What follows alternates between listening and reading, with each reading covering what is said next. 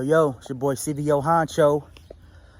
I was out here washing my bike, and I was like, you know what? Let me make a video about this, man. I actually wanted to make a video when I actually first got it, but I've been so busy. I ain't had the time to just sit down and and really hash out my thoughts and see exactly, what I was going to talk about here in this video.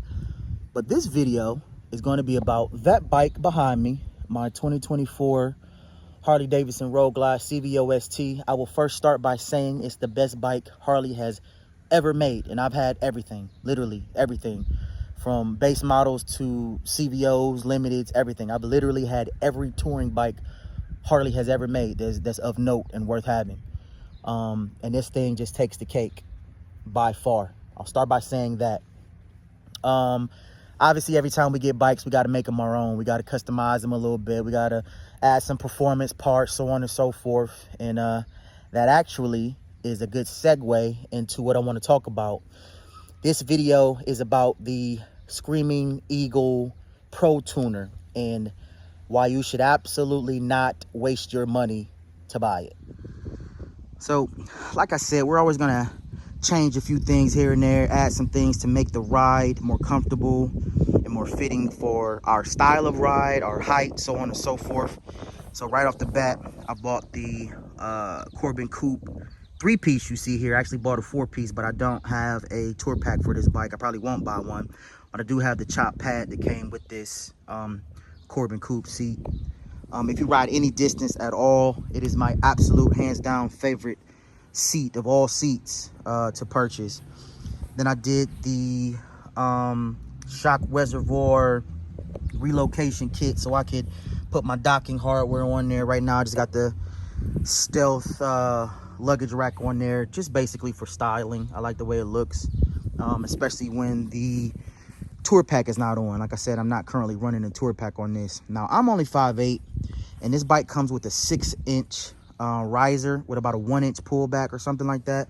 So I bought 8-inch risers with a 2-inch pullback, and you do not need to buy new cables. I think anything higher, you're going to need new cables, but it actually is really comfortable. You still can see the infotainment system very good. There's nothing obstructing your view, and like I said, it's pulled back a little bit closer to me. I also had to get the Kahuna full floorboard set because obviously, guys, this bike comes with footboards and floorboards that are about this size, and you cannot run highway pegs, and I absolutely need highway pegs when I ride.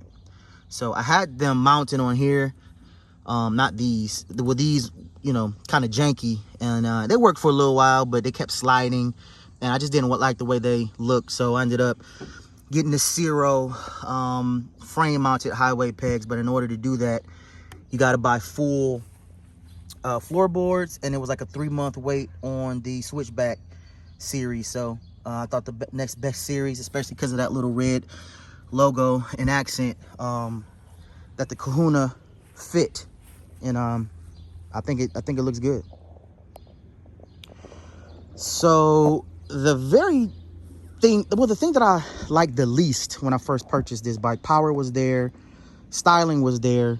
It just didn't sound good. It didn't sound like a Harley, especially with these M8s being a little bit more, to me, passive off the showroom floor than the twin cams are. So the M8 motor already didn't sound super aggressive, and that titanium slip-on system, however light it is, just sounded like a sewing machine. Harley has a ton of emissions regulations when they make these bikes, so that's probably a big reason why they do what they do, because we always end up getting slip-ons or full exhaust. But I didn't care to wait, so I bought I took this D&D 2-in-1 system off of one of my other bikes, and this 121 M8 is pretty much the same as a 117 or 107 or 114, and it bolts right up. Literally, all the mounting points are the same, everything.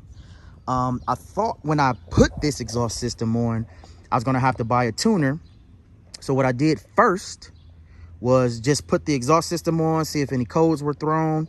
Nothing was thrown. Bike sounded a million times better, and it still ran great. It didn't run any differently. I changed actually in the city, I ride in sport mode, and then I change the A, whatever the A is. It's the, you know, when you can put your own stuff in. So I ride in that mode now, and I pretty much turn everything up, and it's a completely different bike. But I said all that to say, I went and bought this.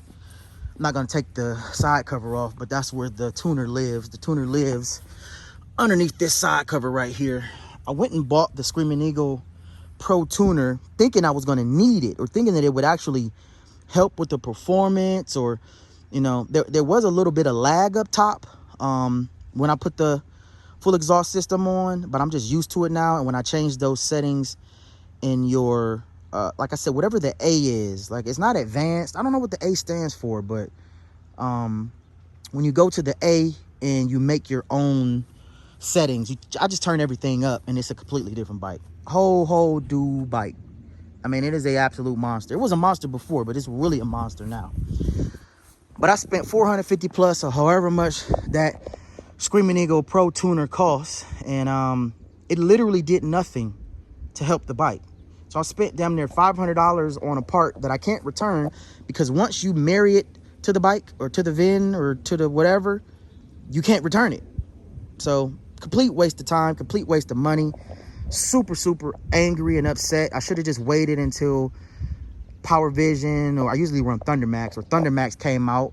But obviously, when you change those, you void your warranty. And this being such a brand new bike and so many kinks to still work out, you don't really want to void your warranty.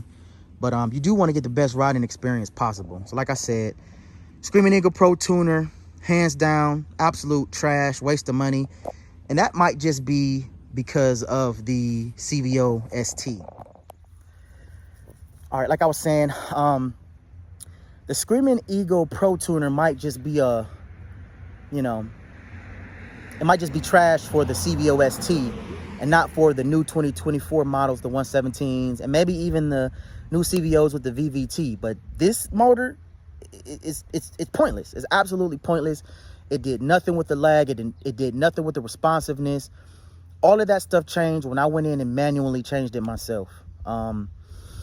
So if you guys are thinking about putting a full system on your bike, put a full system on your bike and just ride it until you want to, or until you're able to purchase the Power Vision or Thunder Max or some higher end, much better tuner, because you don't need it. There's no codes going to be thrown. I thought anything that you change that's before the O2 sensors, like the computer will read funny or whatever. But apparently, because this bike pretty much already comes like with the stage 2, with the high output motor and the breather, the big breather and the 511 cam, that, you know, you can do away with not even putting a tuner on. And I should have listened. But like I said, every little bit that I can get out of my bike without, you know, pushing it to the max or to the limit, you know, and still making it a rider is what I'm going to do, because it's all about performance. It's all about performance. It's all about having fun, looking good, sounding good, all of that good stuff, getting the most bang for your buck. And I know I'm starting to ramble, but the bottom line is, if you put a full exhaust on your bike, if you have a 2024 CVO ST, you do not need a tuner. You don't need a tuner. And especially not the Screaming Eagle Pro Tuner. Do not waste your money. If you're like me and you're annoyed and you're upset that you spent that money, it's a lesson learned. And at the end of the day, the whole point is to, you know, educate and tell fellow riders your personal experience. You can listen to me or you cannot listen to me, but keep that money in your pocket, put it towards somewhere else, or save it for when the good tuners come out. That's my 2 cents. I'll holler at y'all later. Peace.